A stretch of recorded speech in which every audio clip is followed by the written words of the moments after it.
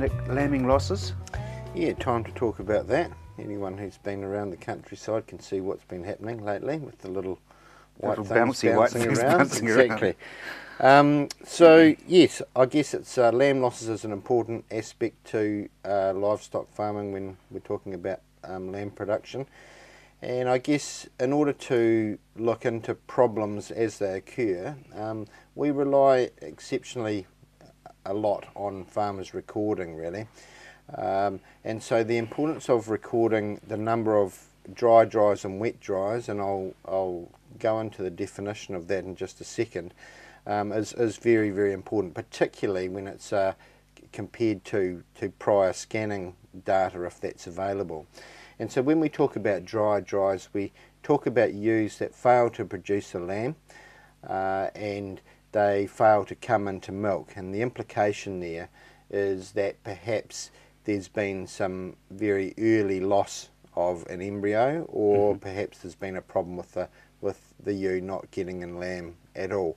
That's where scanning comes in, obviously, and that's where we can determine these problems. Wet dries, on the other hand, are obviously by inference ewes that fail to produce a lamb or fail to be seen with a lamb, but they're producing milk. So the inference there is that perhaps we've had a very late stage abortion or a lamb that's been lost once on the ground. So obviously it doesn't take a genius to sort of understand that the causes for either one of those issues can be very, very different and range from a lot of management issues, particularly when we're talking about wet dries, compared to a number of primarily animal health issues when we're talking about embryonic loss.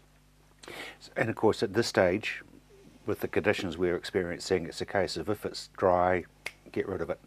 Yeah, absolutely. If there's inference that ewe is not going to be of value in the future, as far as any future production goes, well then, of course, when we're trying to conserve resources for productive units on a farm, you know, we need to all the assistance we can get in making a call on which heads of stock to quit and which to run through. That brings me through to nutrition and starvation. Absolutely. So when we talk about early lamb losses particularly, so we've got wet dry ewes by inference, as I just said.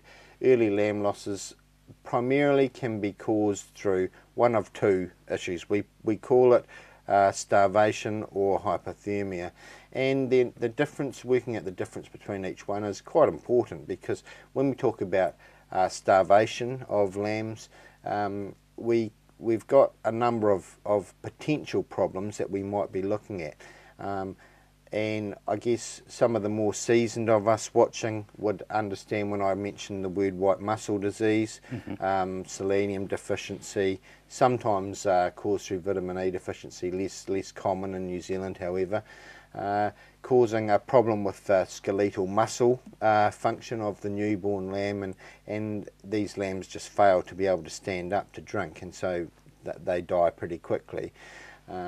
So actually quick post-mortem examination of these dead lambs can yield a lot of information, even from the farmer themselves.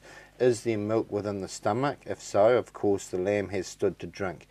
If there is and the lamb is still died, then perhaps we're talking about managerial factors as far as inclement weather, less commonly disease in the first few days of life, as long as they've had a drink. So and of course looking at the lungs, are they pink? Has that lamb actually drawn a breath? If the lamb hasn't drawn a breath, perhaps it's a late stage abortion or a lamb that's died in utero. So with the lungs, how does it changes to pink when they have? When they have, so if a lamb has drawn breath, they turn a nice little salmony pink colour. If there's been no breath drawn into the lungs, they look just like liver, a very dark red colour. There's been no air in there at all. The inference is the lamb has died prior to being born. Yeah. Do people still mother on? Because, you know, it's pretty easy care to just drive past and count the twins nowadays. Yeah. They do. I mean, yeah, they do. And even commercial farmers at the moment, I mean, there's still many many mothered on lambs. They can cause a hell of a headache at the clinic actually when we're having all these orphan lambs brought in, and it's quite a common thing around the village now to have all the kids in the village wanting a pet lamb. So, but you get to sell the milk powder for them as well, and all the little animal health problems that occur here. Yeah, most of them die from steel poisoning just across there later in life. Goiter, speaking of throats. Yep, so goiter, another very common cause of weak lambs, a lamb that may fail to thrive or die within the first few days of life. Typically, primarily caused through an iodine problem, iodine deficiency, but most commonly that iodine deficiency is induced through the feeding of brassica crops or root crops, in particular to the ewe during sort of mid to late pregnancy. Okay. These feedstuffs contain chemical compounds that bind up the iodine and make it less available. If there's a high risk of that earlier on during the season when we've got pregnant ewes on the ground and feeding winter crop, then sometimes supplementation needs to be thought about. We're sort of too far on from that now, but certainly looking at the thyroid gland just under the larynx, if there's a big enlarged sort of gland or a nobular organ in that area, then certainly goiter's on the cards, and we do get very, very weak, sickly looking little lambs when that occurs, and easily preventable as long as we know what's going on. So there's a lot that can go wrong. Absolutely, there's a lot that can go wrong.